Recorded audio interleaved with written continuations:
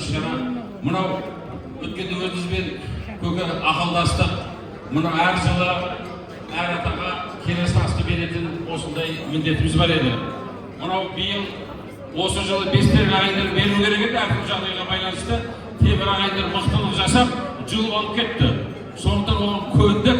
Бірақ өткенде де Сәт Тоқпақбаев ағамыз, басқа да ағаларымыз өткенде ренжіп жатыр. Біздер алуымыз керек еді деп ойбай ол жолды кеспейміз еді. Кеше көкеміз оңаспен ақылдастық. Ол кісі айтты, бұл жолы бермесек болмайды, ұят болады деп. Сонда көкеміз ырымы, рәсімі. Сондықтан мынау сіз тілекті барлықтарыңыз айттыңыздар. Біз бір ғана елдің алдында куәландырып, келесі жылы апрель айы болар ма, май айы болар ма, осы Ташкентте Шымыр бабаның басында амандық болса, ас беріледі. Асты Шымырдың ұрпағы Бестерек, Арқабек Көбай бастап, Құда қаласы, сол кісілерге табыстаймыз. Ал құрметті ағайын Шапалақ, Нұреке, былтыр халық қаһарманы Сәт ағаның қолынан осы қамшыны алып едіңіз. Енді, рұқсат болса, Арқабек ағамызға табыстаңыз. Аға, бәрін ұстап, мынаны куәландырайық. Ертең айтып кетпесін. Айтып сүйретіп алыңыздар. Ертең бәрін кетпесін. Сүйретіп алыңыз.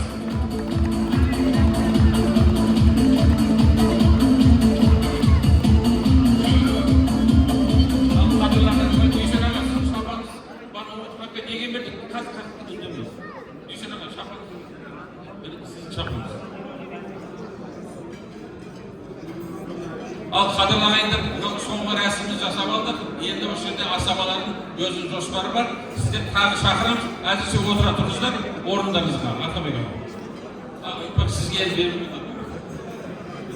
Бисмиллахиррахманиррахим. Құрметті ағайындар, мынау бүгінгі өтіп жатқан темір ұрпақтарының өткізіп жатқан дәмдері қабыл болсын. Алла тағаланың құлағына шалсын. Енді бәріктеріңіз айтып жатсыздар.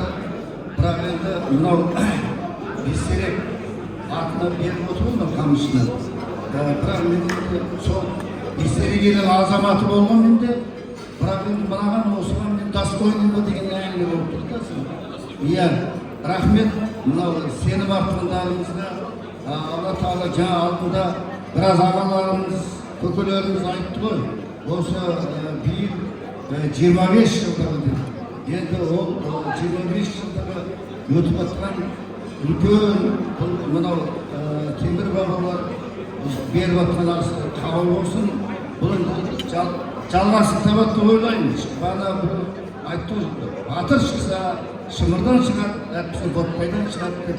Енді Құда қаласа сол ендігі жылға осы Ташкентте бас қосуға нәсіп етсін. Аумин.